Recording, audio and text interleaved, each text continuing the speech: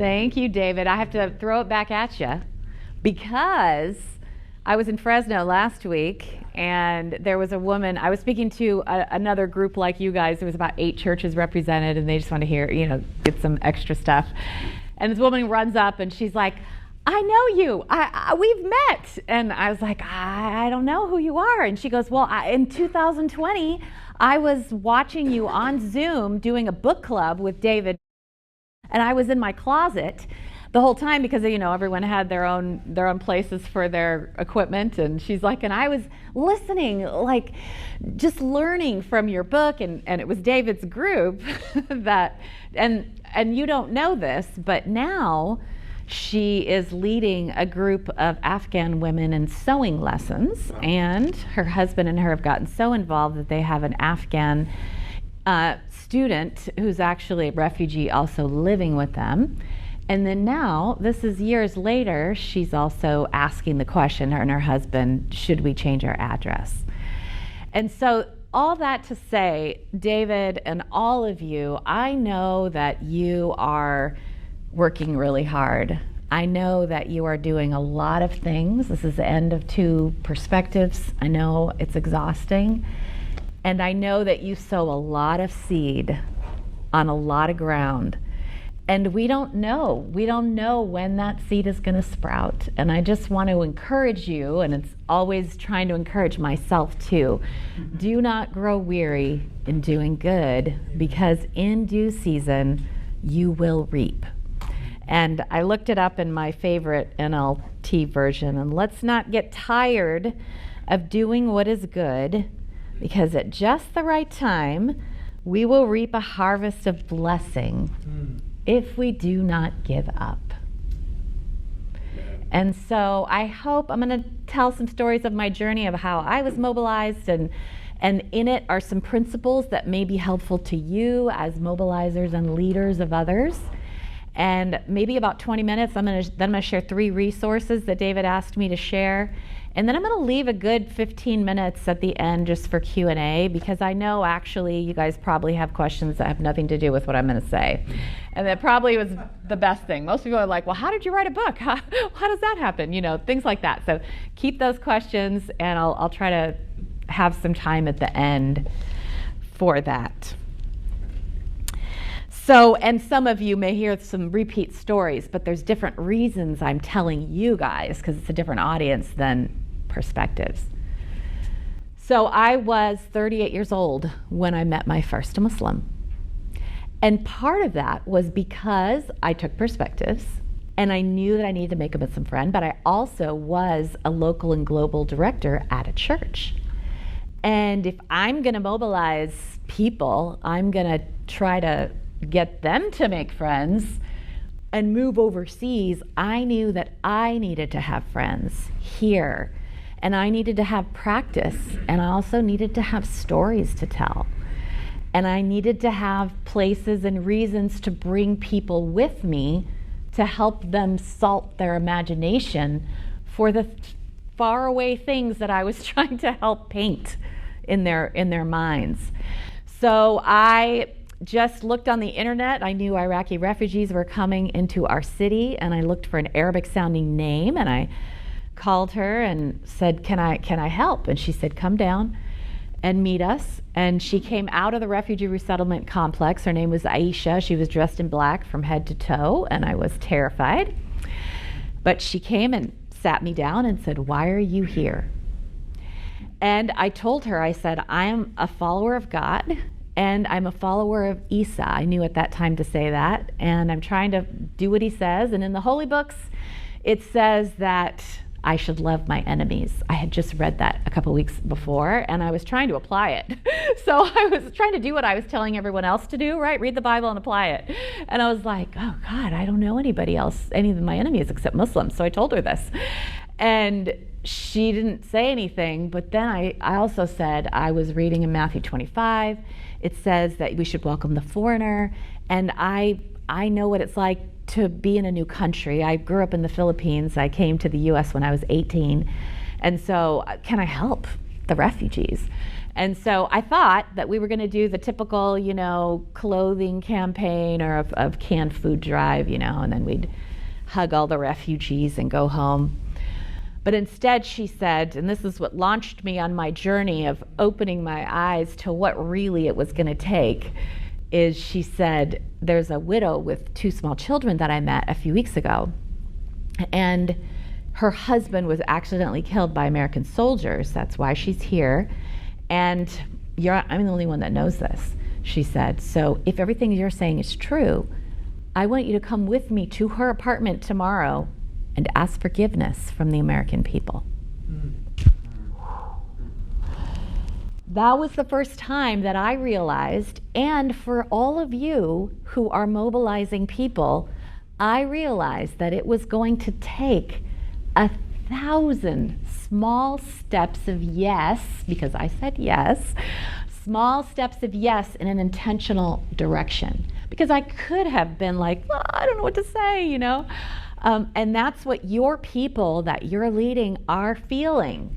When you ask them to go to a mosque or go with you to visit someone, or you just tell them out of the blue, go make a Muslim friend, they're like, no thanks, I'm scared. I don't know how to do that. I don't know what to do. So it's 1,000 small steps of yes. Help your people take the small steps of yes. And one of the things that I do with everything I do is centered on courage. I had a coach recently was trying to help me to nail down what I do and what God has gifted me to offer people in one word. I wasn't going to share this, but there's going to be a lot of things that come out just for you guys. So try to think about that. Like, what is one word? What do you do in one word? And for me, it ended up being courage.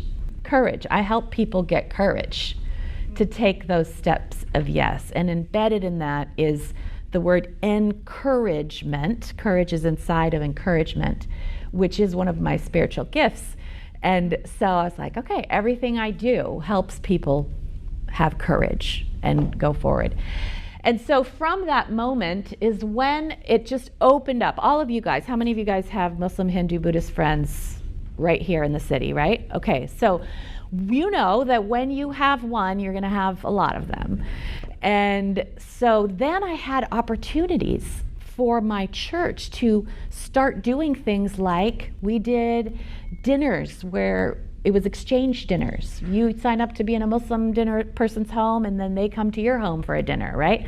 We teamed up with ISI and in Arizona, and we had everybody in our church, it was about 60% of our 400 people decided to have a student come for Thanksgiving dinners, right?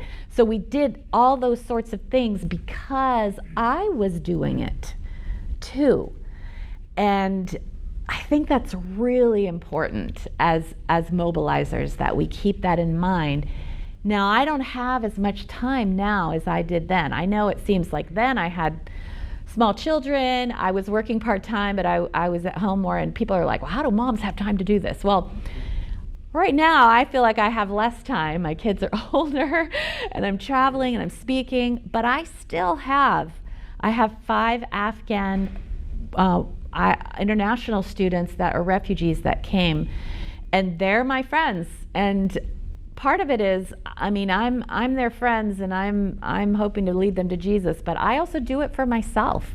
Like, I need that cross-cultural shot. I need to have time with them. I need to practice things like, will you read the Bible with me? Right? I tell everybody that's in my trainings, you need to ask people, will you read the Bible with me? And so I'll tell you that in a minute. But what happened with Aisha and a bunch of other people is that we would be very intentional when we're working with them, and spiritually, but also serving them holistically for sure. And so we set up actually an apartment complex where all the refugees were being housed. We just started going down there a lot. So for you guys who have a Muslim, Hindu, Buddhist friend right now, there may be a concentration of people in a certain area. Go all in on that place, right? And so we actually we made friends with the apartment owner, who were like, these people all need to learn English and the moms can't travel. They gave us a free apartment. And so some of my people from the church started teaching English classes. We got computers in there. So we were doing holistic stuff to help them.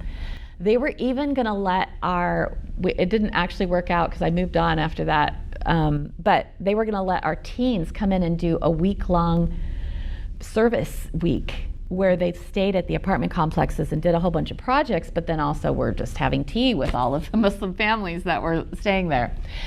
So that's another encouragement. The second thing about these stories are that I didn't get permission from anyone to do any of this. Mm-hmm.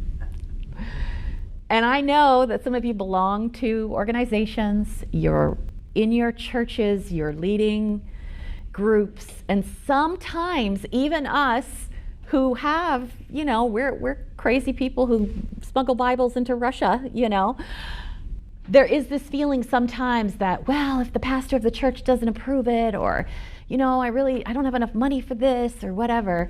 Just an encouragement that if you can dream it, go do it. Go do it and invite other churches into it. I know you guys are salting each other even as you're here. But I invited other churches into our experiment and other organizations. Then after we moved to India to work with Frontiers, I actually work with Frontiers now too. But I work with all organizations. And so don't hold it too closely, the things that you're doing. It's not just trying to get people to join your thing, but how can your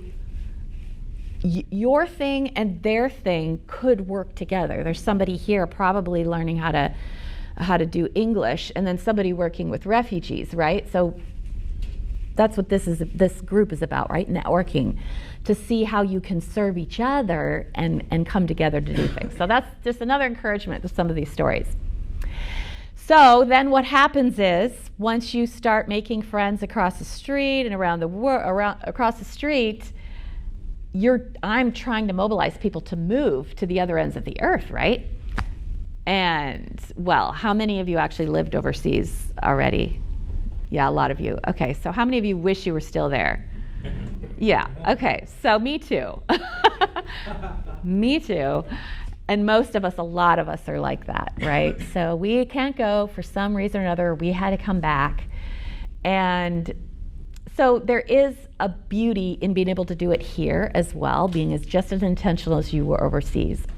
But at that time, I didn't know we weren't going to be able to stay overseas.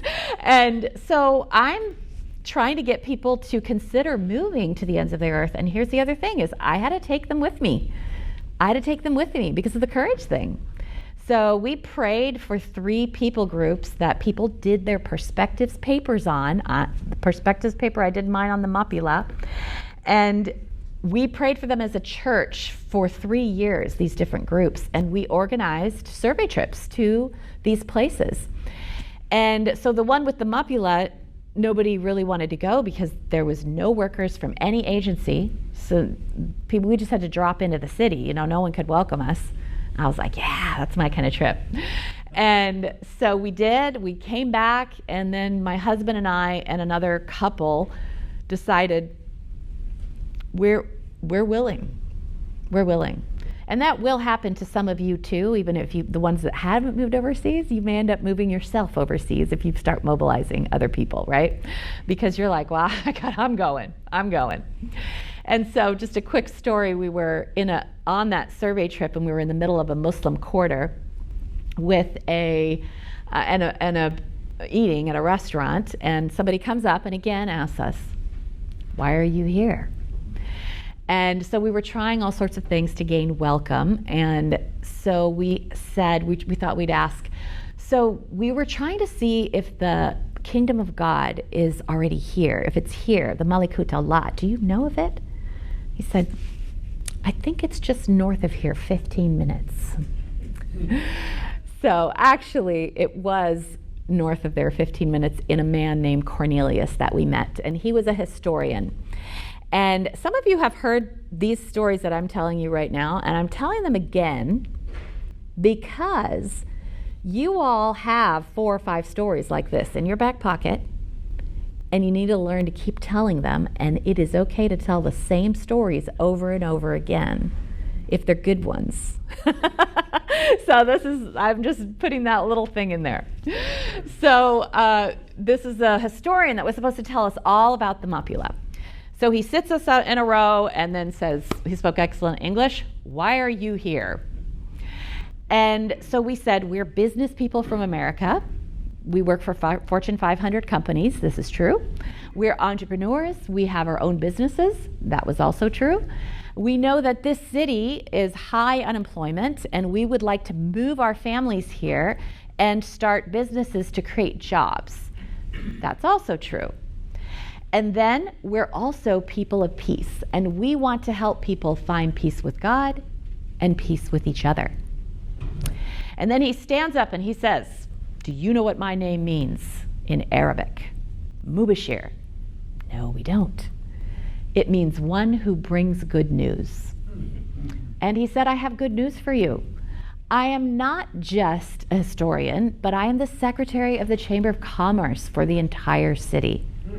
And I want to welcome you to our city." And there's a Chamber of Commerce meeting tonight with all the leading members of the city and the chief of police. And I would like you to come there as my guest and tell everyone why you are here. And he pointed to me, who was the one talking about the peace. And I'm a woman in a Muslim city of 1 million people. And he says, "You will talk about the peace." And I did. And they gave us a boat, because it was a shipbuilding city, that said, welcome to our city. And we took that as one of many confirmations along the way that we should quit our jobs, sell our houses, and move with our 4 children, there were 3 of us families, to the colorful, chaotic city of 1 million Muslims by the sea in India. Now, we actually were going to stay forever, and sometimes it doesn't happen. And those of you that are mobilizing and are sending people to the nations, how many of you are actually sending people overseas, like trying to recruit people to move overseas? So not as many. Okay. What are you guys doing? No, I'm just kidding. I'm biased, right? Yeah, I do across the street stuff, but I have this ulterior motive, you know. Okay, so working with international students, you guys, right? And mobilizing people to work locally, like with like outreach, and it would be like evangelism. Is it cross-cultural? Yep, cross-cultural. Okay, perfect. So here's my thing. All of you guys that are working with people here to work cross-culturally, some of those people that are rock stars that are really doing it, you need to tap them on the shoulder and ask them if they are willing to change their address. Because that's part of the reason I love the across the street stuff, is only 1% of the diaspora is coming here to the nations like ours. 99% of them are out there. But we're sending people out there that aren't necessarily trained. They've not discipled people. They don't have much cross-cultural experience. And so we need them to, so if you have some rock stars that you're working with, they're working with students and refugees and immigrants, like let's take a few of those and let's transplant them into a people in place that, and then you can talk to David if they're Muslim, and then he'll help send them. Right? Okay, so just a little extra there. But what happened was, when they come back, there's some casualties when you're going into an unengaged, unreached area, and that's going to happen. Scoop those people up and let them work with international students and refugees and become mobilizers and do all the things you guys are doing. Let's not waste all of that, you know. And then also, still this idea of do not give up. In due season, you will reap. So this is 9 years later from our group. We didn't have any Muslim background believers at that time from the 10 million. They said there were a couple hundred. We never actually found them. But now, my parents, who are 80, almost 80, they go back every year for 2 to 5 months. They're retired. They walk the streets. They have Muslim friends. They do things. They just got back about a month ago from this year's trip, and they brought me back a New Testament that one of the Mapula background Muslim believers translated into the book of John. And it's beautiful. And he told us that about 500 Mapula Muslims are reading these scriptures right now. And we're now partnering with SIL to get this into a real language. But we're so encouraged. There were 2 trainings of local churches that went on while my parents were there, of local Indians, Christians that for 1,000 years have not reached out to the Mapula, are now getting trained. So don't give up. And even if your people do come back, I'm going to pass it around. It smells a little like India, but I'm telling people that everyone's been smelling it, so it might not, yeah. But just to say that the work that you're doing can be cross-pollinated, right? You can send people to go. When they come back, you can use them for, reaching the nations here. And also, don't give up. Don't give up. God is going to do He's going to do it. And we'll do the best we can, but He is going to do it. And we can rest in that. We can trust Him. And we can keep going, and things like this can happen 9 years later, right? So exciting. Okay. So, what else was I going to say? Yeah, I think I'm just going to tell you about these 3 resources, and I'm just going to open up for questions, because you may have. So I've been a third culture kid for 18 years. I've been in the corporate world, totally unaware of doing anything with the nations. I've been mobilized myself. I've worked at a church as kind of what you guys are doing. I've worked with international students and refugees. I've gone overseas. I've come back broken, got healed, and now God has just really allowed me to see that no matter what, I guess I want to say this for all of you, in any of the roles that you have, you are still a son and daughter of Christ. You are a princess, a prince of the King. He's still going to use you wherever you are, whatever age you are, whatever place you're at.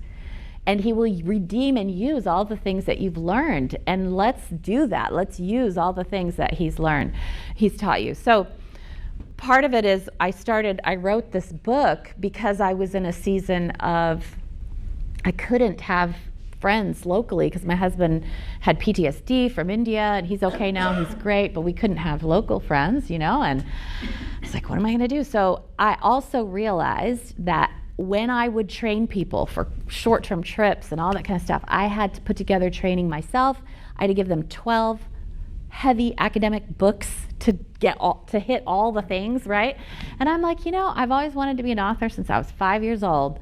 Like, also, there's another thing. If there's something you wanted to be since you were 5, like, God can use that for the nations too, So got a contract with a big publisher, which is a miracle, and was able to publish this book that has the 12 chapters on the 12 different topics and things that really cover most everything to do with missions in a fun way and in a practical how-to way. And so now if somebody's going to, it's like, just read this book or do this, So, but that opened up, when you say yes, the small steps of yes, they're still small steps, then God opens up huge things. And so because of the book, then just people wanted me to do training and speaking, and so I developed some of these digital courses that I'm working on and enrolling people. The book is now in Portuguese and Norwegian and Swedish this year, and Finnish, and then we're working on French and Spanish. And what this did is opened up my eyes to mobilizing not just Americans, but everyone around the world. So I'm spending about 40% of my time now working in Brazil with Portuguese speakers. So yeah, I'll show you these 3 options. And then, one thing is this guide. I'll say this is another tip for you guys, to always have something that you can offer people. And you can piggyback on my offerings too.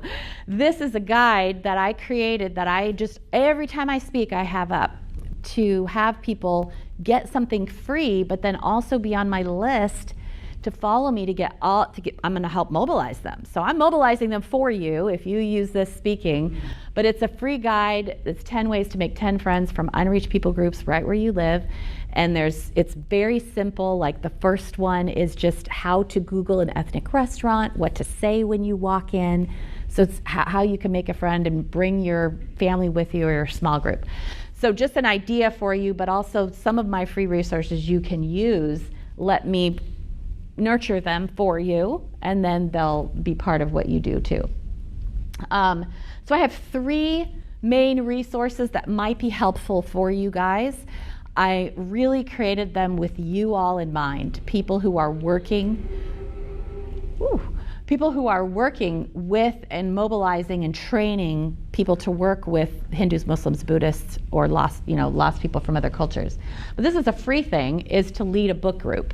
And you can do this with any book, and several of you guys have already done these book groups, but I have free 6-week and 13-week guides that I'll just kind of show you afterwards. And it's very practical, so there's reflection questions, but the guides that I have is also how to facilitate a group for the small groups. And then the second one is, I just released this a couple weeks ago. This is where if you have people working with Muslims, who's working with Muslims? Anybody?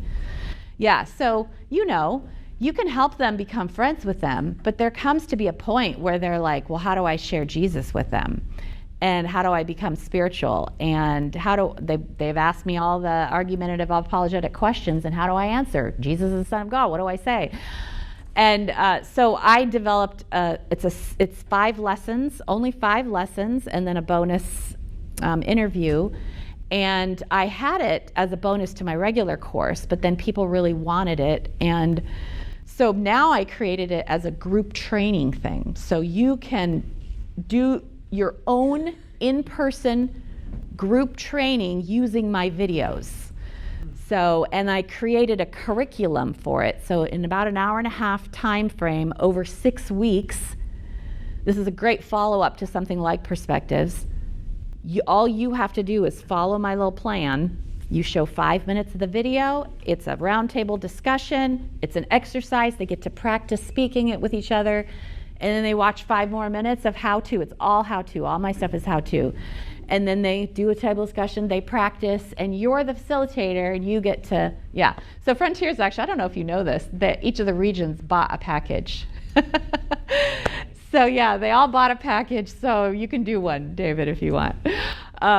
So that's available, and you basically just buy rights to the people that are going to take it, and it can cost as low as like $6 a person, so it's much less expensive than Perspectives and a lot less intense, but it's a totally different purpose than Perspectives, right? And then the third option that I have is an in-depth training, a digital course that is 6 modules, the Neighbors and Nations course. It is 6 modules, 27 lessons that people can watch on their own time wherever they're at. It's all how-to. It's Jeannie Marie style, so it's all encouraging and kind of fun and short. And I did this because this actually isn't the course I wanted to create first. I wanted to create the course that was going to help people move overseas. But so many people were moving without knowing how to share Jesus. So this course is this is how to share Jesus, how to share the kingdom of God with Muslims, Hindus, and Buddhists. And it's not like apologetic based. It's like, how do you enter other cultures well? 4 ways to pray with people practically, how to ask someone to read the Bible with you. And then I partner with Cindy Anderson from YWAM, who has a course on getting started in disciple-making movements. So one of those, her modules is free here. So you start here, and then I'm moving people toward becoming practitioners for movements wherever they are. Here, could be right here, or it could be overseas. It doesn't matter.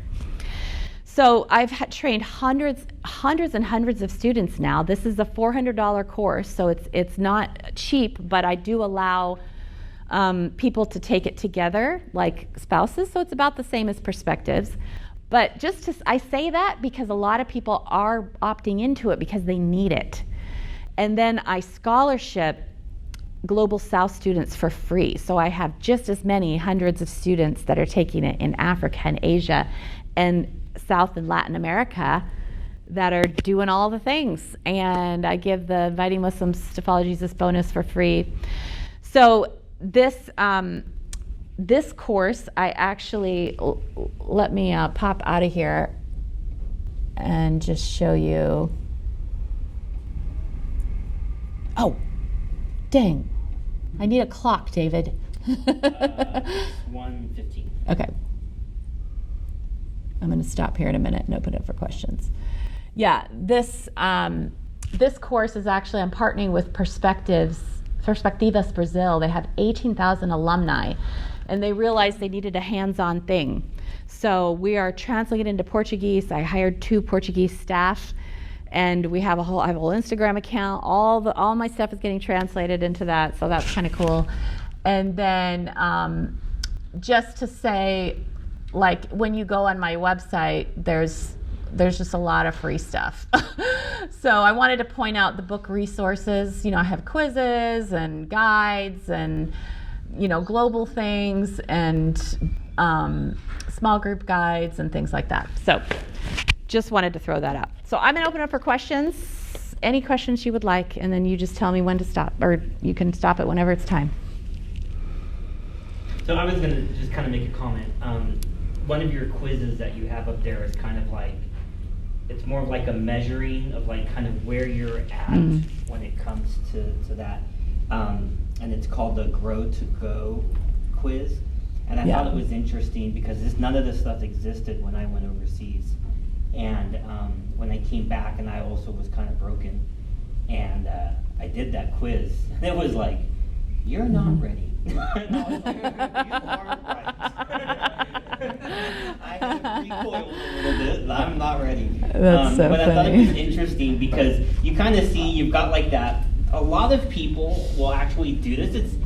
It's relatively in depth, and so some people that have a great heart, like they'll be in that starter section, and they realize, wow, like I have a desire, but I really don't know anything, and so it actually gives you like really cool advice to be like, okay, here are some great starting points. And then I remember we had a person that was, wanting to go overseas, and I was like, well, how do you feel you're ready? And I go, I don't know how to tell. And so I sent them that test, and they'd scored, I think it was like an 89 or 87.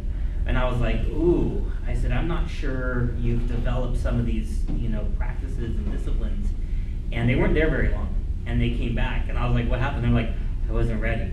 And I was like, okay. And a lot of it was just not having the application, not having the opportunity to apply, like, okay, I know to do this, but then it's like, okay, now do it. Well, yeah, so in this is 50 questions that I've seen over many years that workers actually do. And if you score low on a certain section, it'll tell you, go read chapter 2 of the book, and here are some things you can do to practice. Yes? Question. I have a good friend now who came back from the field broken, and she just happened to walk up to my mission stable at church, and we got connected and all. What was one of the most beneficial things to you to help you recover coming back broken from the field? Yeah. One was that people gave me space. They didn't try to rush me into anything right away. Gave me options. Hey, you could think about this, but affirming that I was going through a grieving process and that it may take some time and there was loss, and I'm in the I'm in the bargaining stage, okay, yeah, no, there's a little more time. So that was really, really helpful, is space and understanding.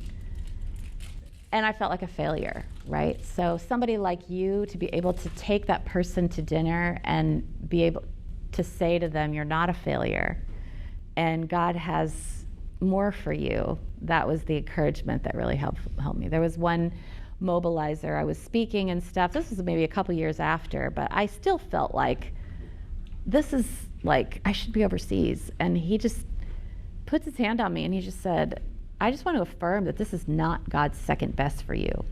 This is not God's second plan for you. And I've got goosebumps still because I believe that's true. And so I think that's just encouraging the process and speaking over people. Yeah. And you're probably right, I think it was a couple of years for her. She now serves as a non-resident missionary, so she goes back and forth overseas. See, good. There's always a role. Three trips a year, does a lot of leading. Yeah, what's hard for you guys right now? What could use some advice on, or?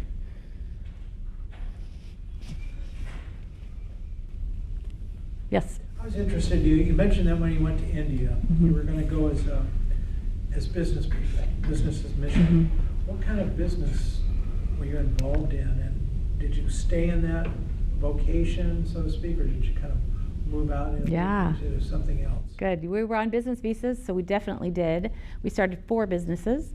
And so one of our guys was an IT guy who worked for Honeywell. So that business is still going. He hired 15 employees. They're profitable, has a lot of respect in the place. We started a school.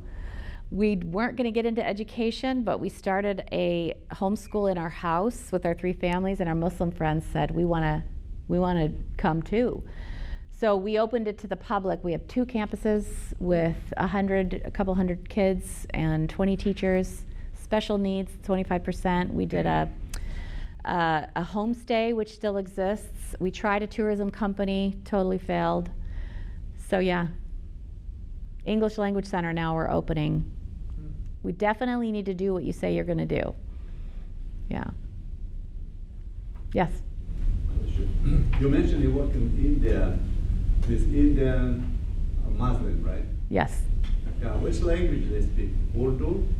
So Urdu in the north, and then where we were, it was Malayalam. Or Malayalam? Malayalam. We work in Pakistan, we have a 2 cities. Yes. They speak Urdu. Urdu is a wonderful language to learn if you move to India, because if you get kicked out, then you can move to Pakistan. Or UAE. Yes? Jeannie, you've heard all the, probably the criticisms of the cost of short-term mission and sending people from the West to the global South and all that kind of stuff. It seems you have a strong passion to get people overseas. Can you explain, is that specifically to get people into unreached places, and how do you deal with the possible criticism of sending Western missionaries from here versus empowering indigenous people and all that? Yeah, so good. So I have a whole chapter of that in my book. Great. Specifically for this, but I have 3. There you go. I have 3. I think there's 3 different types of trips. Vision trips, which are the ones that normally, there's service trips, which I don't think are even mission trips. So the ones we build houses in Mexico, or we go downtown to Compton, and those are service trips, right?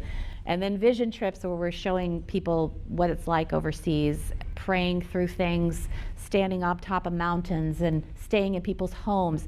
Those kind of trips, if they're working with a field worker, they can be very beneficial if people don't think they're going to build a house, right? So that's where you get away from some of the criticism. And then the second is a professional trip, which I love to open up for people to use their giftings to go visit a long-term worker, is what I tell them. And you're a business person, go help them fix their books, do their accounting. You're a hairdresser, go to a conference and cut everybody's hair, And then survey trips, which is what I do, where people are confident they're going to be moving overseas, or I'm a strategist, so I'm going to some of these cities where nobody's gone, and like this next one I'm doing in June, I'm taking a church-based team from Wichita, Kansas. They have 5 people who are green-lighted to go with Frontiers. They all went through my Neighbors and Nations course They did it together, just 2 lessons a week over a semester, and then went and practiced it. Attrited down from about 15 to 5. That's what you want. Let the people, so we didn't take all 15 over a short-term trip. We took the 5. I'm taking them, and we are landing in an city with no workers. But I've been there before. I have a translator and a videographer because I record everything so that people can be mobilized, right? And so I think if you do short-term teams well, and you're not trying to do everything for them and bring over stuff that they could build with local resources, it can be very good. I've been working with Andrew with Frontiers. The short-term teams they came up with this summer are just rock solid because they're you go for 6 weeks. You're going to Morocco, Jordan, India, Tunisia. So they're unreached places. In the mornings, you're learning language. You can tell your supporters, I am going to learn 1,000 Arabic words by the time I get back, and I'm going to build relationships. That's my goal. And so they're doing language all morning. They go in the markets and run around all day, and that's just a perfect, you have something to do. Yeah. Does that help a little? Yeah. I think to kind of piggyback on that, the question would be, what is your opinion on should we be sending Westerners to that cross-cultural side, or should we just partner with nationals that are already there? Yes, so that question is a big one, especially for India. Do not be deceived. There are not enough believers or apostles or Indian mission agencies in India to reach India. In Uttar Pradesh alone, 200 million Muslims and Hindus, okay? 200 million. That's almost we have 300 million in the US, right? So I'm speaking once and I'm like, 0.1% Christians, there's hardly any workers working with Muslims. And somebody comes up and goes, there's 14,000 house churches in Uttar Pradesh. And I was like, yeah, I know there's a lot. But then I was like, wow, that's a lot. I mean, we really need to be going there? I'm talking to my guy who's over there. And he said, yes, it's in one section. It's with Hindus. And he said, if you do the math, he said that means that still, if there's maybe 20 people in each house church, which is probably more like 7 to 12, it's the number of people that are there, and you still divide those churches by the number of 200 million people, it's still 0.1% believers. And I was like, okay. And I'm on a network with about 200 Indian agencies, and they're like, we still need you. Yeah. So if there are people to partner with there, then I would say go somewhere else.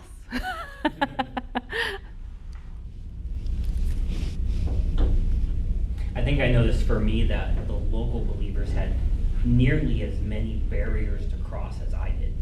Yes. I mean, it was just like, I had, yes, language, well, they didn't, but I had compassion that maybe they didn't grow up with. And so it was, as much as it was hard for me to do certain things, it was harder for them to do things that were more natural. And so it's almost like together we were probably a perfect team, but independently we both had these large barriers to overcome. Yeah, and all of our teams in India, and even, around the world, we work with any believers we can find.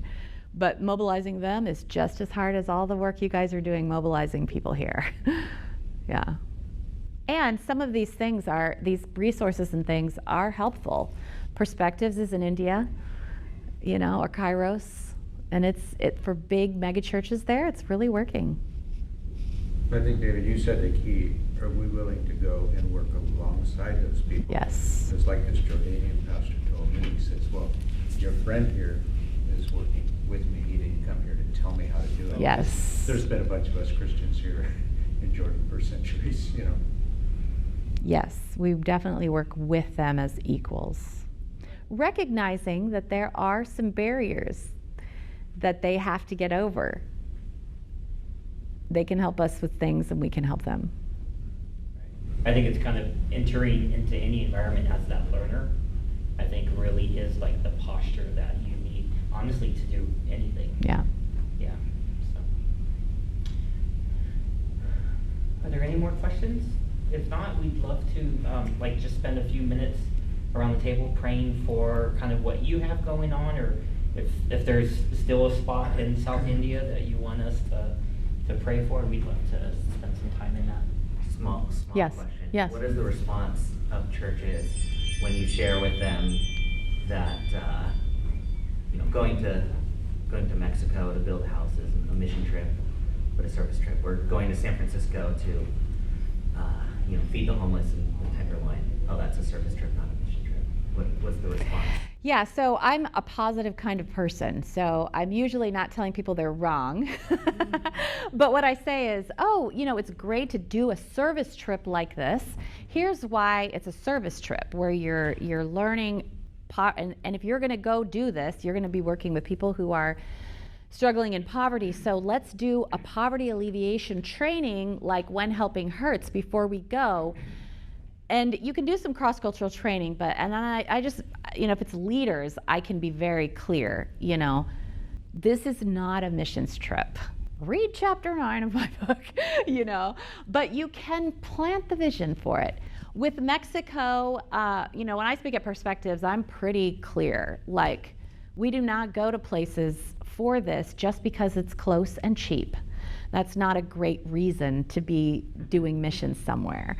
And, all I say is well, how does it feel when a church in Mexico who's really trying their best to serve their children, and you bring in all your VBS stuff with your colorful t-shirts and all your cool stuff, and then you put on this amazing thing that they can never replicate, and then you leave. How do you think that makes them feel? And so let's encourage them to keep doing what they're doing. And so, yeah, the response is varied. I mean, I am usually speaking to the choir, and if I'm not, they kind of, bristle a little. But then I try to open it up to, or use it as a stepping stone. Hey, you could use, and then they're open to other possibilities. Yeah. But yes, I'm not afraid to say, let's stop going to Mexico. I say it with a smile. And I also use the phrase, we end up going where people go where And if we don't go to the places you don't know, then those people are never going to hear about Jesus. And then I try to give them courage to go. My youth at one of my churches, they weren't going to let me take them to Mexico because of the cartel, the borders of Arizona. It's like well known, it's so scary. But they were going to let me take them to Algeria. And I was like, you know nothing about Algeria. There's Al-Qaeda not too far from where we're going to be. But they were like, yeah, you can take them there. So. It's not a mobilization question, but more an experiential question. Sure. What has been your, what kind of responses have you received if you try to show people the Jesus film in their language? And what kind of reactions do you get? Yeah, so I've never personally used the Jesus film, but I know workers that do and have had good, results from it. What was the word he used? The Jesus film, showing people the Jesus film. So I will say, though, that a lot of our workers use audio stuff on SD cards. We're using The Chosen now. People are using clips from The Chosen or showing people The Chosen with very good response. When I watch The Chosen, I'm like, oh, I am sharing this with my Muslim friends because they do a good job. It's not Christianese stuff. Muslim, the women sometimes are covered. It's very tasteful. And so I know the Jesus film has had incredible results in lots of different places. And I think there's new things that are coming up too. That we can use. We're doing a lot with media to movements as well. Facebook ads. I do a ton of Facebook ads for Jeannie Marie stuff, so I've learned a lot of this stuff. SALT, trying to go wide to SALT, mobilize people with digital stuff. Can you explain that? What do you mean by using Facebook ads? Yeah, this is something with your mobilizing. You think that the only people you have to mobilize are people that are sitting in front of you in your church. Well, there's a whole world out there on the internet that you could reach. So I actually paid really a lot of money to follow a woman who is just a secular, who does digital marketing and digital courses, because I wanted my training to go wide. So I have almost half my students are people I've never ever met that I got from Facebook ads. The Facebook ads are searching for people that might want the thing you have. It's not that you're trying to convince people, but you're trying to find the people that need it. And when they click on that ad and it's a whole funnel and all this all this marketing stuff, we can use secular methods for the things we're doing. That's another little tip, right? If you don't have the expertise in something secular that will help you be more excellent in what you do and be more fruitful, go find someone in the secular world that can partner with you. Yeah. So if you start following me, you're going to see these funnels and things, and people follow. Half of my people are all mobilizers, so they're following. What is Jeannie doing now? What's she learning? All those emails, right, David? Multiple email accounts. I gotta get the newest thing. I was just thinking too, so you have like your book, but then you were talking about you have stuff that goes with your book. Yes. So what is that? I mean, like you said, you have like a 6-week and a 13-week. The small group guide it's on my website. If you just grab one of those cards, you can just surf my website. But yeah, I have the guides that you can do a book study with. But the Neighbors and Nations course is actually the first 6 chapters of the book. The first 6 chapters of the books are across the street. The second half are around the world. So someday I'm going to create that course of people discerning how and where and who to move to and how to get over there. But yeah, and really everything kind of relates. I'm pretty strategic, and if you take my Global Goer quiz, you'll find what you are. I'm a strategic thinker, and so everything that I do is pretty intentional. If you see behind the cover, you can, yeah. So it's not just a book. Yeah, it's really a whole thing. I don't know. Yeah. So you can pray for, just pray for that too. Since we are praying, I'm at a point now where, and you'll get to this point too, where like I have my own business on the side, with this. I opened a new business in Brazil, hired some people. Like, I'm a mom with 4 kids. I love my Frontiers job, so like, how do I go all in on this? And it seems that people want it. It's in all these languages. And so Spanish and French, just the last few weeks have, people, we want the book in French. We're trying to get it, and then they want the resources, and then I need to hire people. And am I going to do this? I don't know. We'll see. So pray about that. And then I'm going to